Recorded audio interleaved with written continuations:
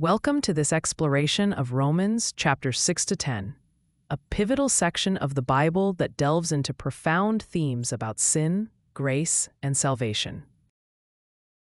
In chapter 6, Paul discusses how believers unite with Christ in his death and resurrection. The key idea here is dying to sin and living for God, marking a profound transformation.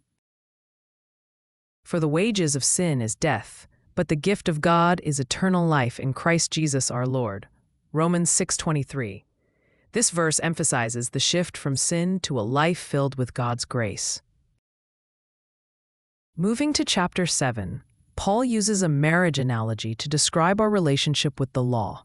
Here, he admits his struggle with sin, famously stating, "For I do not do the good I want to do, but the evil I do not want to do, this I keep on doing." Romans 7:19. It's a heartfelt confession that resonates with our daily struggles. In chapter 8, Paul elevates our hope with confidence in salvation through the Spirit.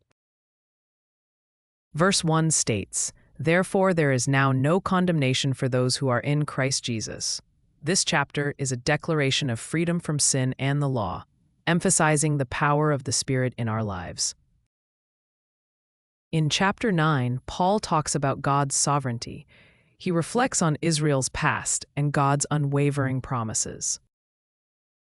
Key here is the concept of mercy.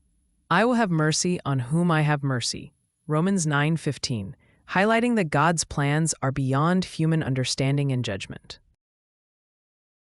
Finally, in chapter 10, Paul expresses his deep desire for Israel's salvation and clarifies that salvation is available to all who believe and confess Jesus as Lord.